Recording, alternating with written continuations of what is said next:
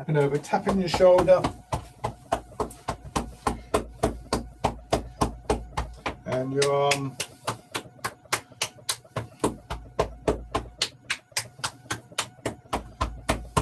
And on the other side.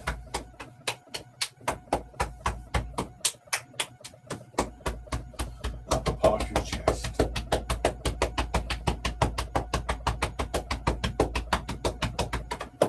Your belly. And your legs.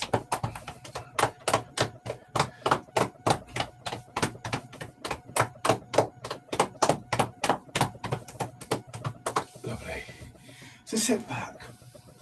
If you're anything like me, then this time last week you were thinking to yourself, what day is it?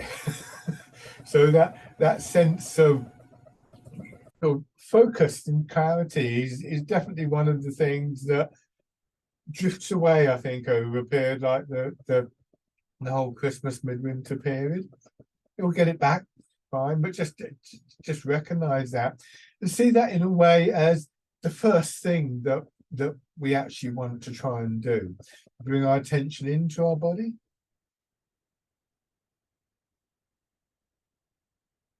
Focus on our breathing, our posture, our weight dropping down. Really, whatever is immediately obvious to us in terms of a focus, a hook to hang our attention on. Without any idea to change things or to do anything other than just gather in. I'm a little bit more aware of what's happening in our body, maybe the rhythm of our breathing.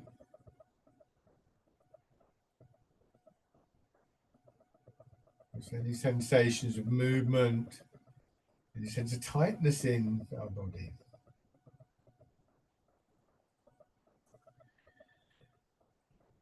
And gradually beginning to focus our attention a little bit more. The key things in Tai Chi, the key thing with this posture is to just appreciate how we can allow gravity, allow our weight, if you prefer things like that, to drop, to allow gravity through our body, our weight to drop, to not resist the pull of gravity. To find a posture that allows that to happen and to recognize those parts of the body directly in contact with the chair. In my case, it's the upper part of my back, just slightly below my shoulder blades, and then sort of lower back, hips, buttocks, that kind of area are the key areas that I want to get that sense of releasing. And think about the clenched fist just opening out, and that feeling in the muscles. If you grip tightly, everything feels very contracted and even a little bit painful. As you do this, there's a sort of softening and an expansive feeling. I'm going to hit my head against the wall if I go back. And that's the feeling that you want to try and intend in those areas, initially directly in contact with the chair, and then from there spreading out into whatever parts of the body you're able to get that feeling into. Notice the effect of that change. So maybe, for instance, if you can just soften in your lower back and hips, is there a response in your belly, and does that affect your breathing? So it may not. There may be other things going on.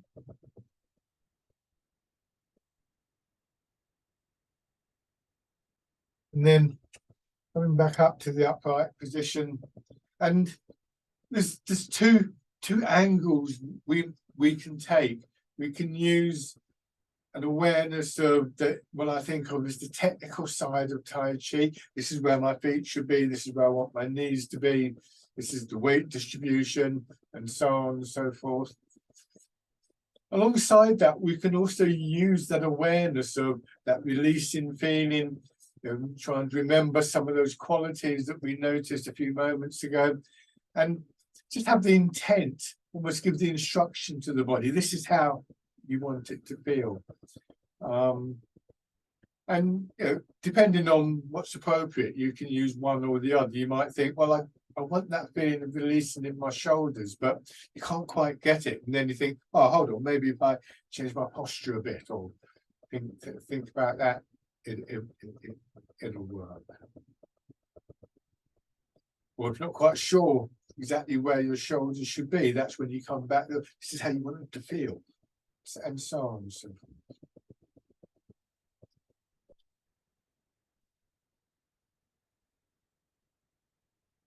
Now remember that idea of moving within the space that's available to you, not trying to push against that space in any kind of hard way.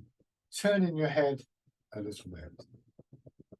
You really don't want to strain the sides of your neck. You don't want to put pressure on the arteries there.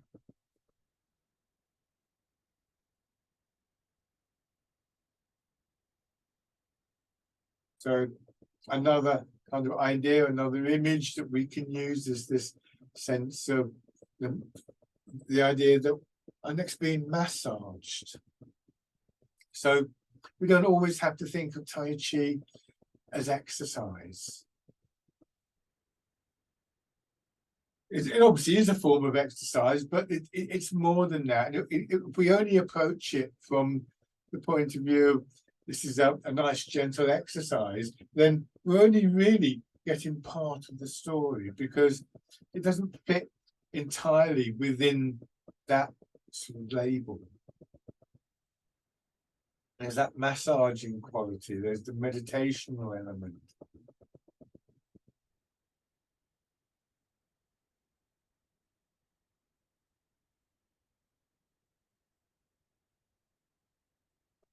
And then hands in front of your shoulders.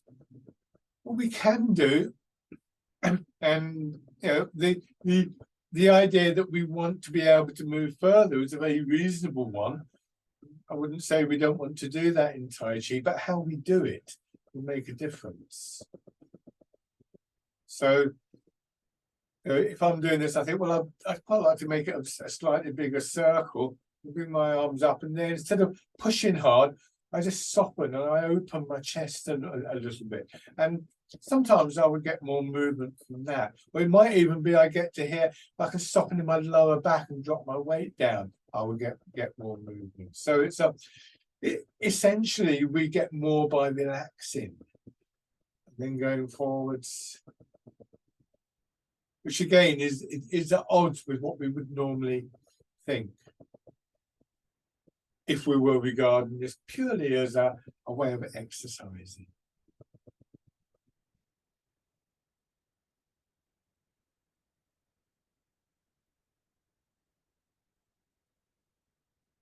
And then hands down to your sides and winding your arms around. Another thing we want to recall, to remind ourselves of, is how different parts of the body link in. Here we can feel as you rotate your arms, and here palms forwards, that opens up the chest a little bit, draws the pectoral muscles out, and then they contract. And then we feel a similar feeling in the upper part of our back.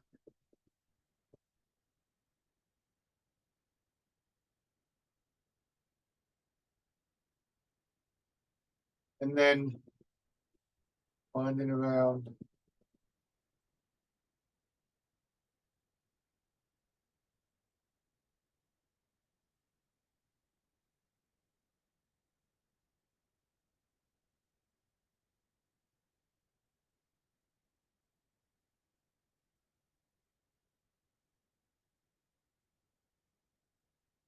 And back the other way.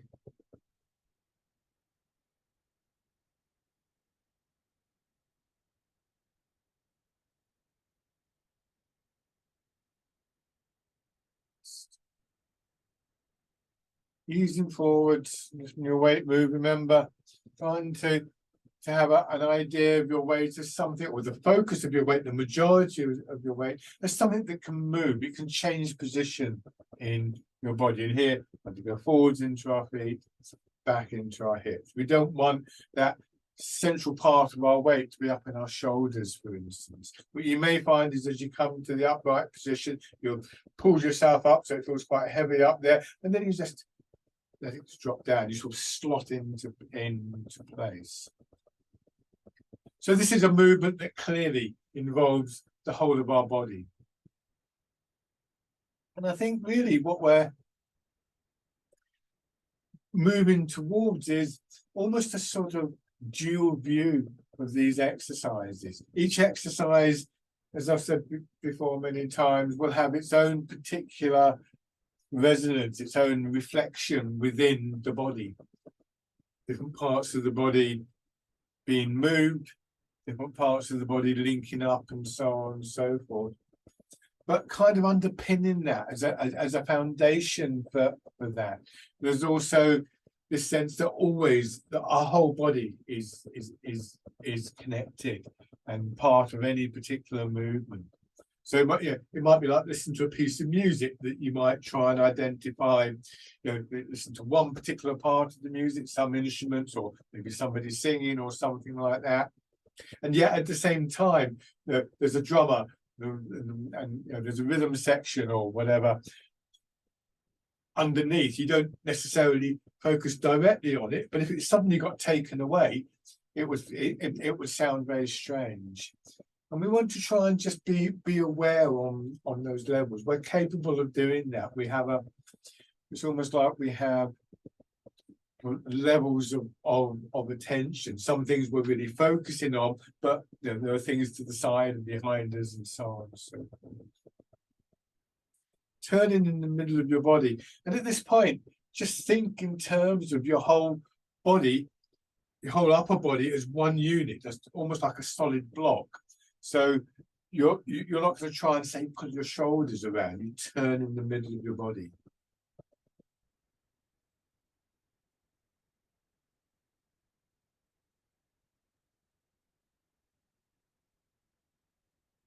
Turn the other way. And as I've said before, you may find after a while, as your body regains a suppleness, that yes, your shoulders can move a little bit more without causing a strain. But this gives us the fundamental feeling that we want to do. Somebody contacted me and was saying that although they were being very careful and very aware, when they twisted, it still hurt their back.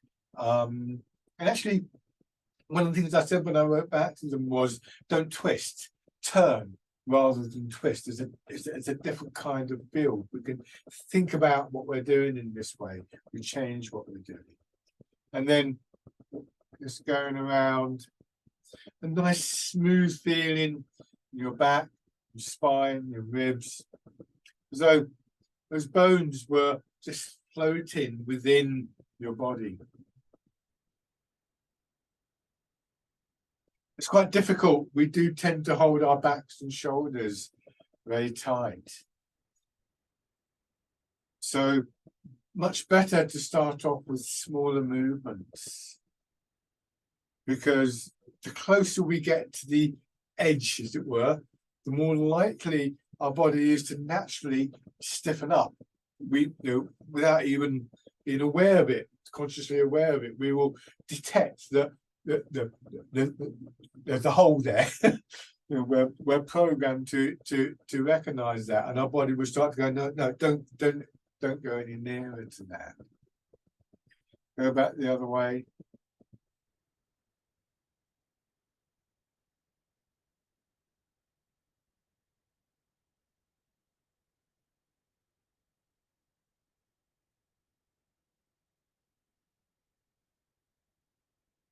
And just gradually make each circle slightly smaller than the previous one, so it becomes a spiral that eventually reaches some kind of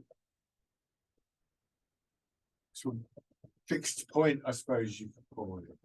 This comes to a halt. And again, that feeling of just at that point slotting in. It's like, you get to your front door and it's dark and you're feeling for the for the keyhole, and then suddenly it's there and it slots in. Just everything nice and settled at that point.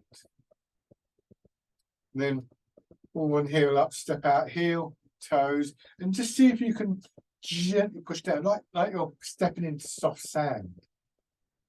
And when I get to there, I find I can just push in a little bit there. Whereas if I go a bit further there, now I can't push in quite so easily.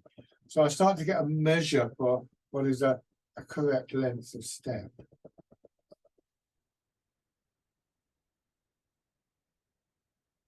And then on the other side. So again, we might have an idea about this is how far I'm supposed to step in Tai Chi. But we discover after a while, it's not a fixed thing. It can vary a great deal. What doesn't vary is, yeah, I've got that contact with the ground, and I can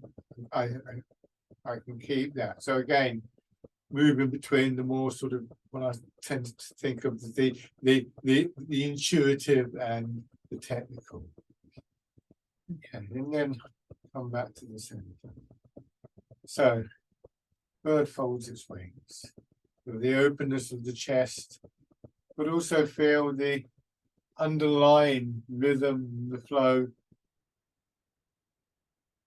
connecting your toes to your fingertips, the sole of your foot to the crown of your head.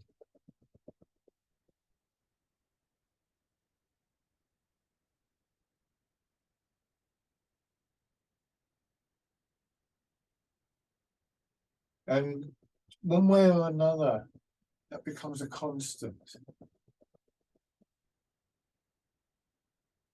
If we totally ignore the technical side of it, it's very hard to sustain that flow. Because obviously then our physical structure is going to have a massive influence on that.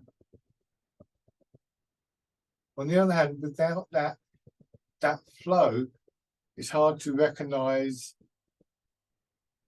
the sense of connection and the significance of the technical side.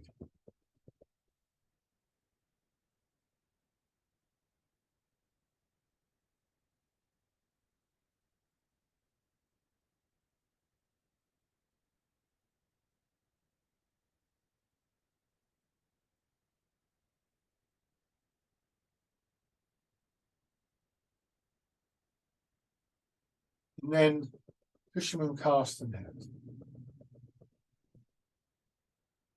So allowing your arms to swing, which they will do quite naturally, of course, because they're just hanging from your shoulders. And because weight is moving and your shoulders are moving as a consequence, then if you see here at this point, my hand is directly below my shoulders. But what will happen is a certain amount of momentum will build up. We can also bring in that awareness of what's happening in chest and upper back. Remember, that's connected to the movements in our shoulder. And also we get to know, we go forwards, and here my hand's swinging forward slightly, but in fact my shoulders are already beginning to move back. And then they're swinging back, but they're already beginning to move forwards. Gradually, we get a little bit more movement in our arms, and that again will have an impact on the rest of our body. And we also start to recognize that lovely flow in the movement.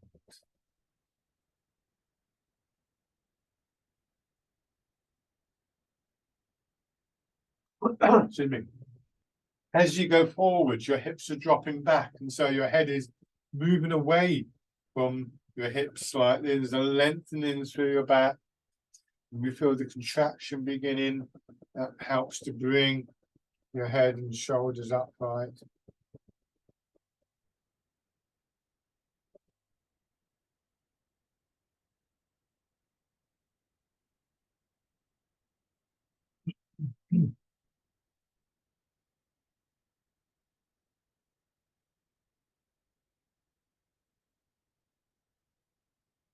And as we move into rolling the ball in towards our body here, the only change I'm going to make is I'm going to maintain this position for my arm.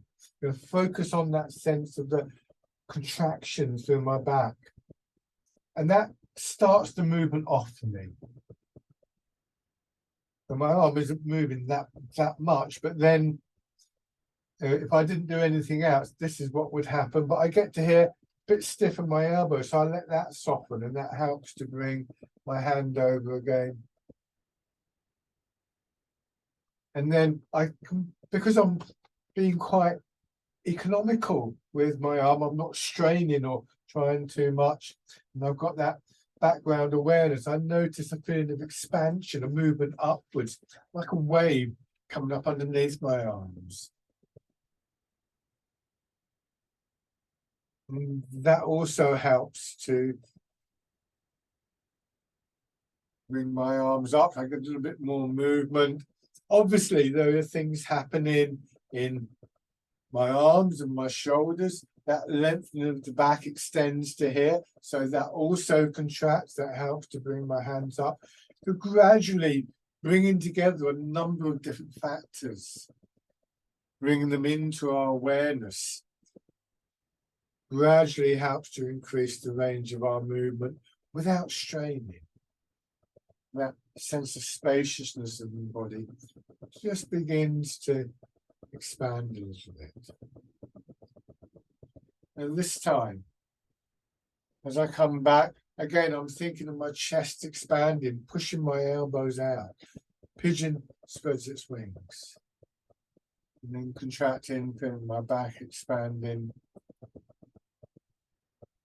And actually, interesting. If you notice, if you look at the angle of my arm in relation to the side of my body, it doesn't actually change that much.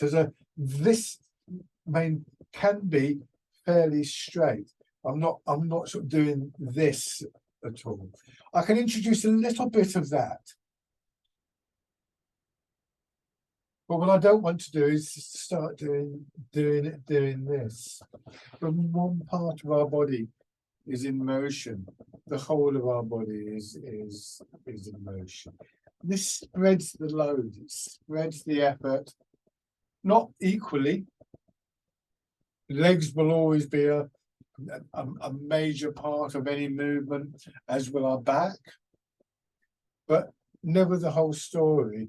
So when we build the movements up, we're thinking again about the range of movement. And then, you know, we do it sort of piece by piece, shall we say.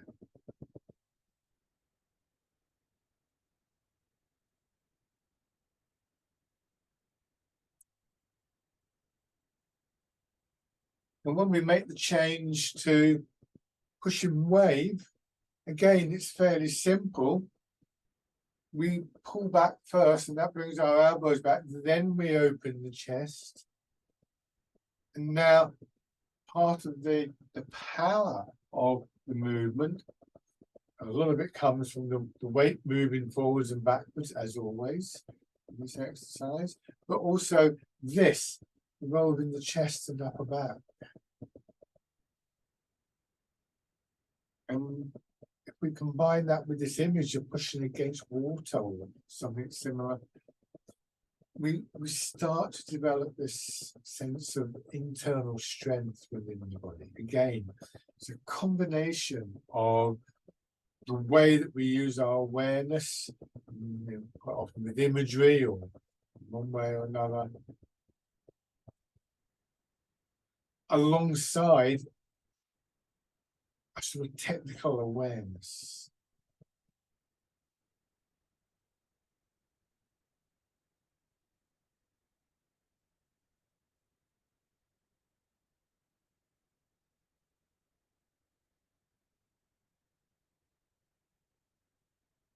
This time changing to punch with both fists. This introduces quite a strong rotation in our arms. And you can think of this as like a spring coiling up and then releasing.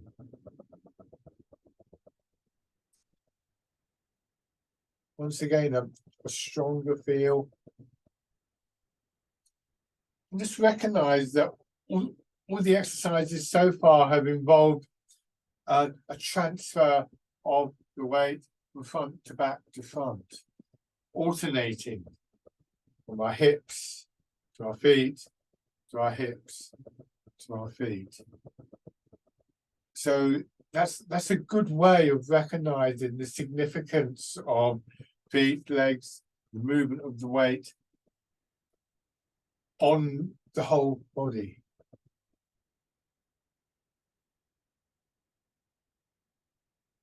Same thing here with polishing the table. Here, the weight moves not just forwards and backwards, but from side to side. Go into your left hip, forwards into your left hip. Swing around, feel the weight going over into your right foot, back into the right hip. Change direction, reverse that. So we're very aware of that internal dynamic in the lower part of the body always.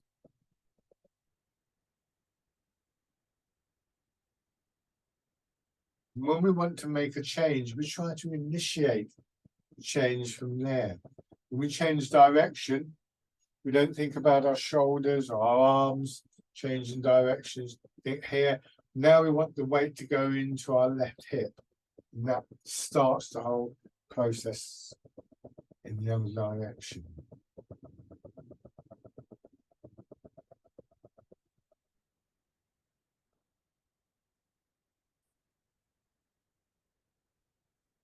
One more in each direction.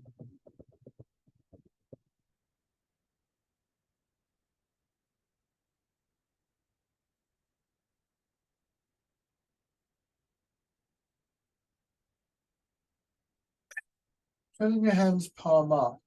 But now, instead of going from hips to feet, from hips to feet, we apply that little downward push, or we feel the push downwards through both at the same time. So that wave that was going to go forwards and backwards like that, now there's two waves, one coming forwards, one going back, meeting in the middle of the body. And when two waves meet, then they rise up. You see that a lot on the beach. So it's that kind of process, giving you the upward movement, the expansion upwards through your back and your shoulders initially, then through the front of your body. So this is a good way of generating that upward movement. It's a little bit more subtle, a little bit more difficult. But we've got the awareness developed in the first set of exercises, the horizontal ones, to help us. And also because that downward movement through feet and hips becomes the necessary prelude to any kind of extension in the upper part of our body. That's a good habit to get into. That again takes strain away from the upper part of the body. It also means that connection to the ground remains. Remember that feeling of pushing your feet down into soft sand.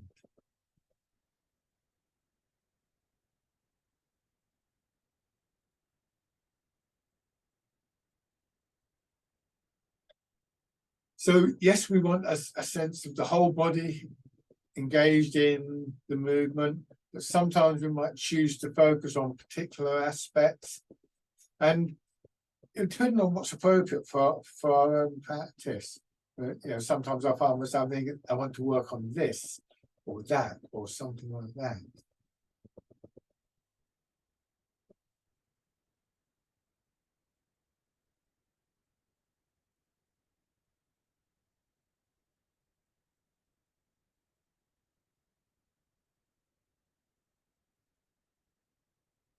What happens is after a while, you become so familiar with whatever it is you've been focusing on, it just becomes part of the overall landscape of the movement. You might choose to focus on something different. And wild goose. So the rooting down, that downward movement through our hips and our feet, however we experience it, however we sort of visualize it, is always something that we would want to come back to with Tai Chi.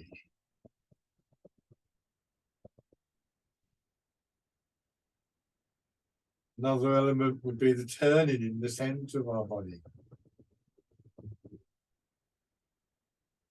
It's always worth taking time to consider those, to consider the technical side of those aspects, not just assume that we can do it.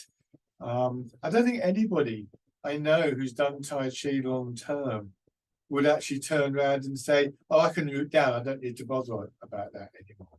This is very much part of the ongoing practice. Part in the clouds. So these things are as fundamental as breathing.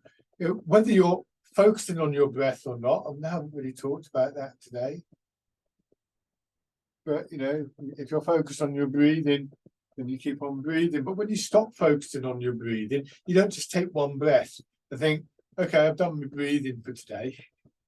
It would be absurd, wouldn't it?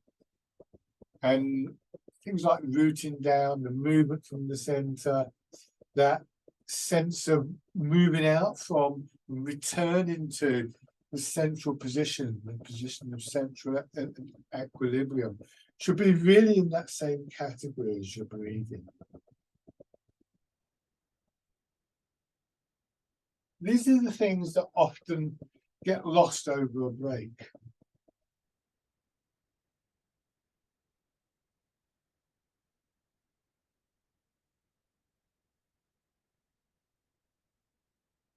One more time. Dragon plucks the stars from the sky. But even without a break, I mean, these are the things that I tend to focus on at the start of my practice in the morning. And again, we don't, we often have a morning routine or the things, maybe we put last night's washing up back in the cupboard, or there's all sorts of things that we might do at the start of the day. We don't do them only once. We do them on a regular basis.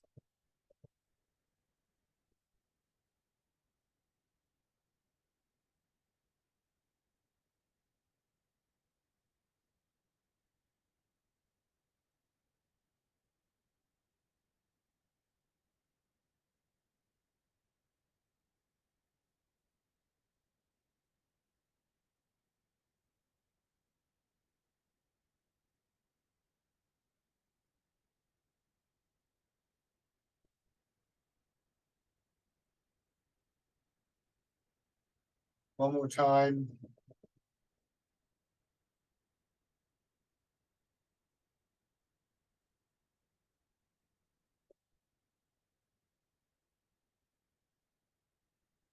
Bringing the hands around, both hands together now.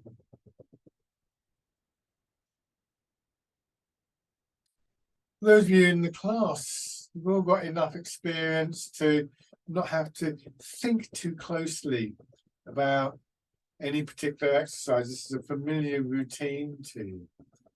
So there might be the odd thing you want to tweak, but you can also just let your attention sit back, and rather than thinking this should be happening or this should be happening, just ask the question, what happens when I do this exercise? As long as it feels like you're doing the exercise, as long as it feels, yeah, that feels quite good. That's an interesting process. Oh, and sometimes quite often, every now and then I'll be doing a very familiar exercise. And I think, oh, I've never noticed that before. Something gets revealed in the process.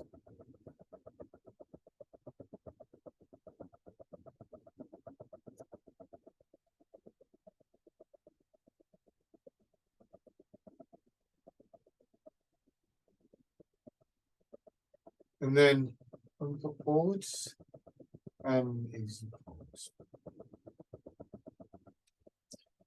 Another useful thing about that background awareness on a sort of, again, an intuitive level, the quality of the movement, the feel of the movement. I suppose what you could sometimes refer to as this term Shen in these SHEN. Shen translates as spirit quite often. You know, do we still have the spirit, the feel of the movement? Sometimes that goes, and it's a trigger to say, oh, you know, to sort of reconsider what you're doing on many different levels.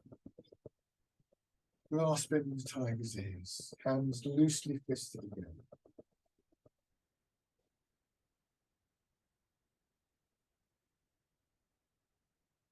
The Shen depends on how you're translating it, but you could argue that it can include that awareness of that inner strength, connection, that they're all elements that give us that sense. It can be used a lot more specifically than that, by the way, but I'm not using it in that sense at the moment.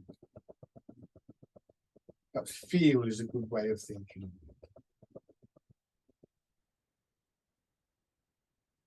And then on the other side, I sometimes think these are things that are similar to everyday elements. Shoelaces is a common one. We don't walk along the road with every step check our shoelaces are still done up, and yet we know when our shoelaces come undone. And sometimes we don't even think about it. You're chatting to somebody and you just stop, may mutter something about your shoelaces, but you do your shoelaces up. You carry on chatting to them while you're doing it. It doesn't require that kind of conscious thinking, but it doesn't mean that you're not aware of it.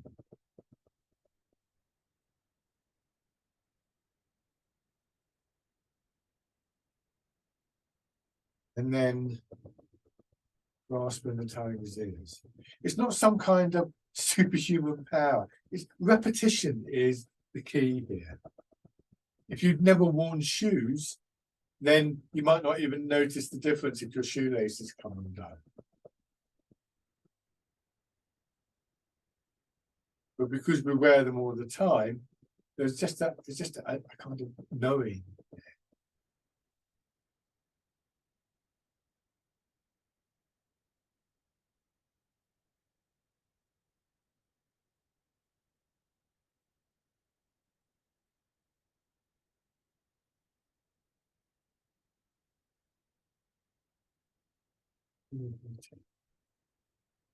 Now, we're going forwards and backwards, but this time, at the same time, you're going to turn. So you turn to your left, so mirror my movements. You feel that focus of your weight more in your left foot. You come back to your right hip. Move across to your left hip. Go forwards to your right foot. This is the weight pattern, weight transfer pattern for parting the wild horse's mane. And the turning in the center, I'm exaggerating the turning now. It should be more subtle than this, but I want you to be able to see what I'm doing.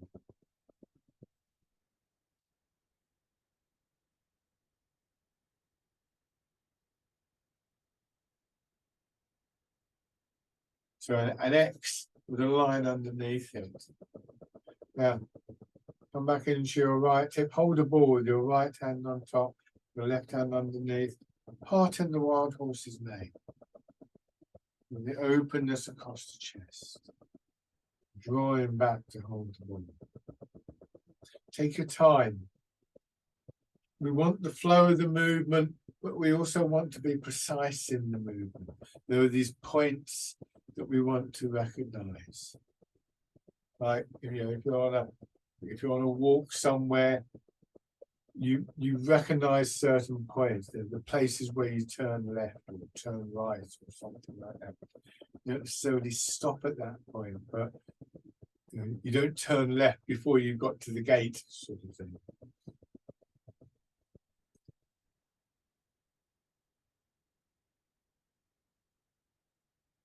My first teacher, Bronwyn Hipkin, one of her favourite phrases, looking back, it's almost like she said it every time.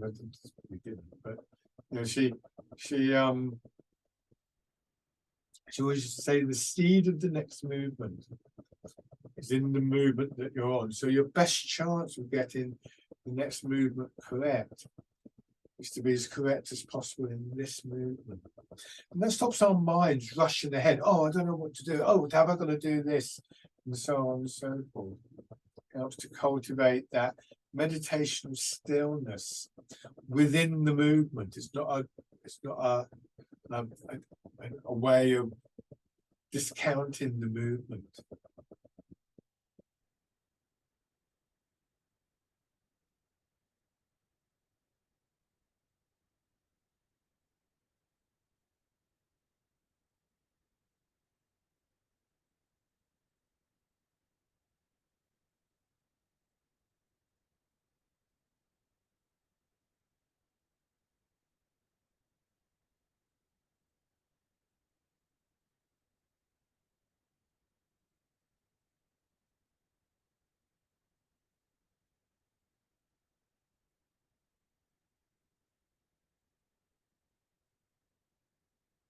Let's do one more.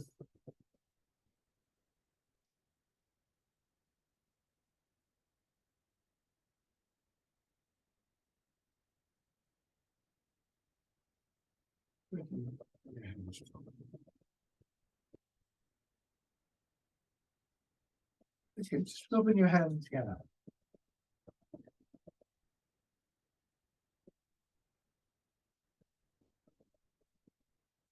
Tapping over your face.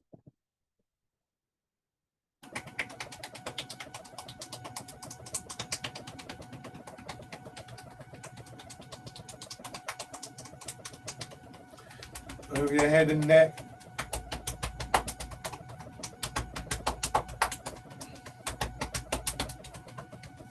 Down to one shoulder and your arms.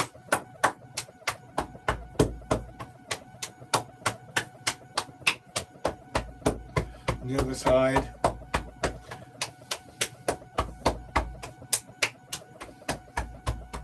Upper part of your chest.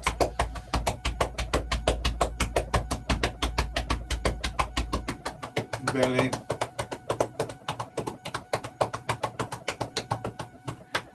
And legs.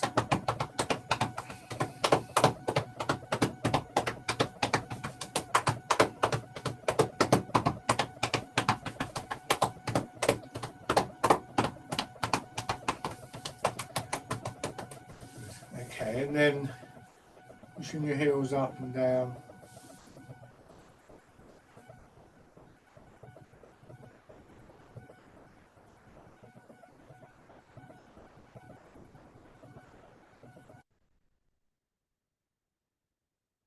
Round.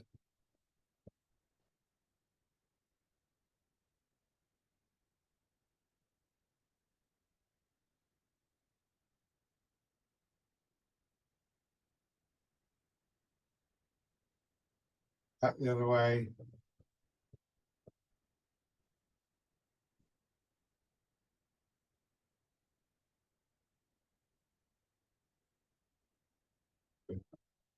Okay, then standing. Another thing that we want to be aware of with Tai Chi, and it comes back to how we approach this. How do we ensure that we've got the sort of, how can I put it, the mindset, if you like, that let me just make this adjustment, that is appropriate to the exercises. And it's not either or. It's not either the technical side or the intuitive side. It's not up or down, because when we push down through our feet, our body goes up. And it's not stillness or movement. One of the favorite sayings that I have that comes from the Tai Chi writings is seek the stillness within the movement. It doesn't say be still and then move. The generic terms will be yin yang.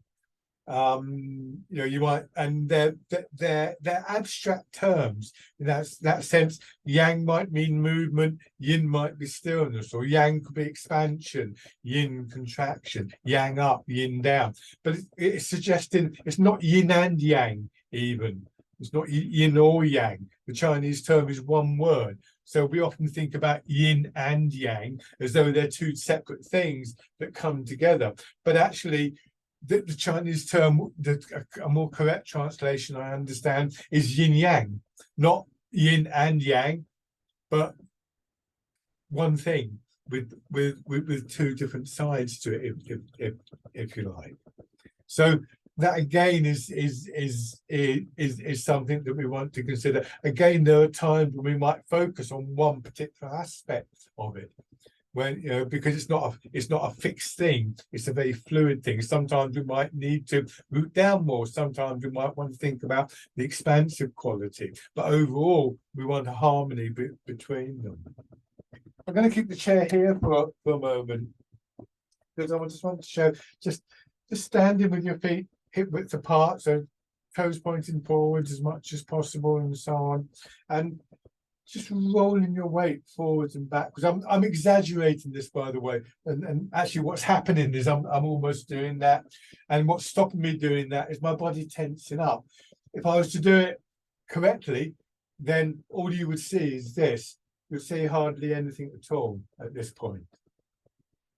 So I just wanted to see what's going on. My weight is moving. I want my weight to go from the front part of my heel to the balls of my feet, and then back to the front part of my heel. What I might be able to do, and it's trial and error here, but I get to here and I can feel things are tightening up. If I can drop my hips, if I can release a little bit more, sometimes I can get a bit more space to move in, but eventually that's going to happen. That's why I'm saying keep the chair there, so that you can experiment with this and begin to expand your range of movement. I'm going to move the chair out of the way now, so I've got a bit more room. A sense in which your spine, your ribs, maybe even the bones of your legs are almost floating within your body, the soft tissue of your body, soft enough to allow a sense of fluidity, but still supporting your body. Remember, I've used this image sometimes of a tent. The guy ropes, the material of the skin of the tent are not rock hard, and yet in combination they help to keep the tent erect, and they support the frame. And again, it's not either or. The frame of the tent supports the shape of the tent. The soft elements of the tent support the frame. And then side to side, same idea. This is one that I personally find quite difficult. I think you may notice you see how I'm leaning over there. It's not a particularly easy movement. So I find that very easily get into this. It's not, again, it's not meant to be this is how we do the exercise. It's just a part of the process. And again, feeling your weight moving within your body. And then combining the two. So just going around, almost like you can feel your weight like a ball rolling around the edge of your feet, down one side to the heel and across to the other heel, and so on and so forth. Think of a roulette ball when it's spun around, wheel is spun around, spinning around the edge.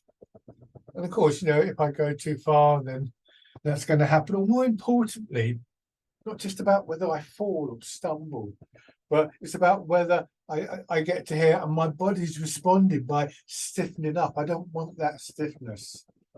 So I might need to moderate the movement a little bit. You can change direction. Feel how your center's responding.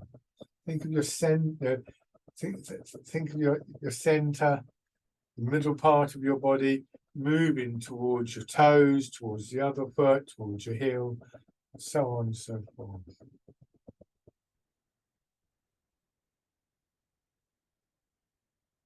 And then just as we did earlier in the chair, make each circle a little bit smaller than the previous one. So rather than the circle, it becomes a spiral.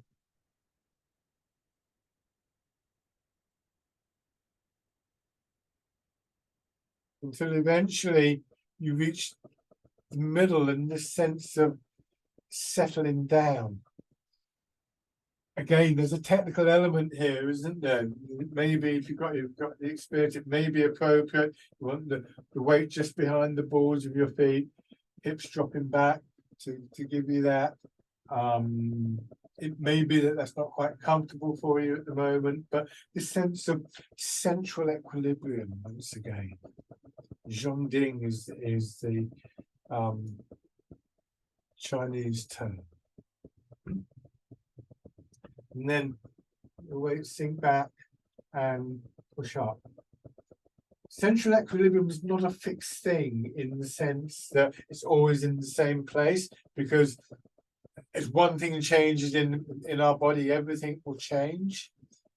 But again, there is a recognition of it being it's almost like a landmark. If you're out for a walk and you're walking in a certain direction, you're going towards the church spire, shall we say. It could be anything. But you're not going to walk in a straight line. Sometimes the path curves and so on and so forth, and yet the church spire is always there as a kind of reference point.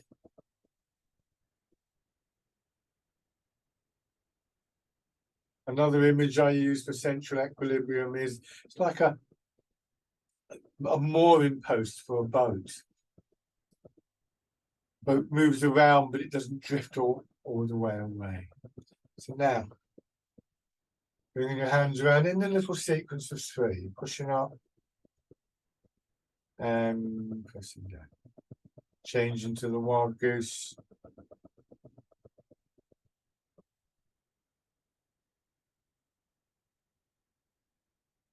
And then change into part in the clouds.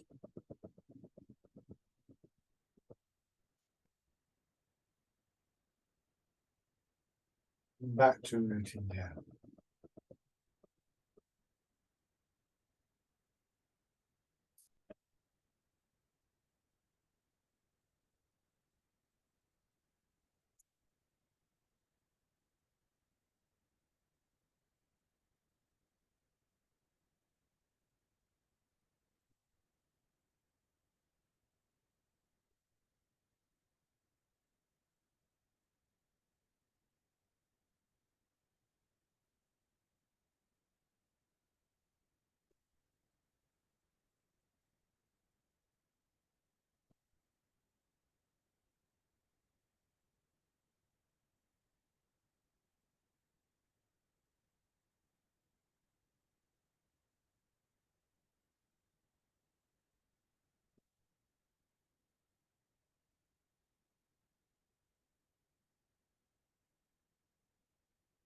One more round.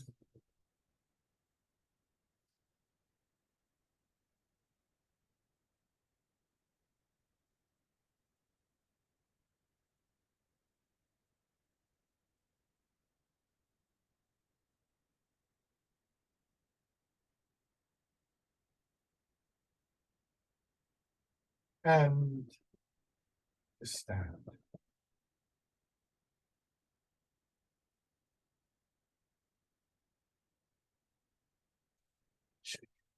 Go back to your chairs.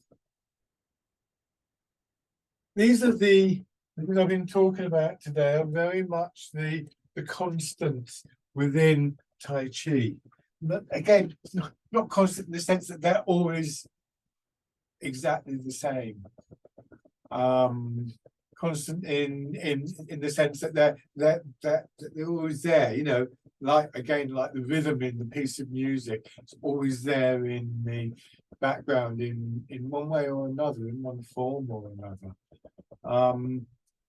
And so they're they're the essential ingredients in anything that we do in Tai Chi. And also, I think, in many ways, the things that we would take with us out of the practice. You know, we don't walk down the road doing Tai Chi stepping. We don't walk. We don't stand by the kitchen sink doing the wild goose. We stand by the kitchen sink to wash up and so on and so forth. What the exercises can do is help us to really integrate the those basic principles into the way that we move. And then when we move, we carry those principles with us, regardless of what it is we're actually doing, whether it's washing up or walking down the shops or Tai Chi or whatever in that sense. They're not separate from our body, and they're not just the things that we do in a Tai Chi session. So letting your hips sink down, embrace tiger, return to the mountain. Chin out, bringing your arms around. And again, the boat that's moored to the post in the sea drifts away from the post and then gets drawn back to it. This is the return to the mountain.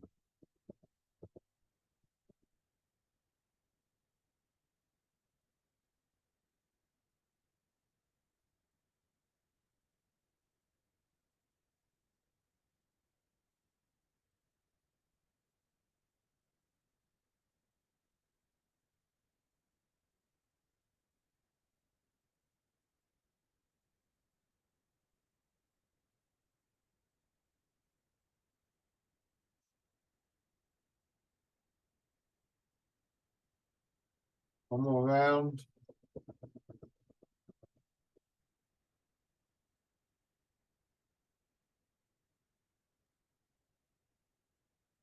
And rest.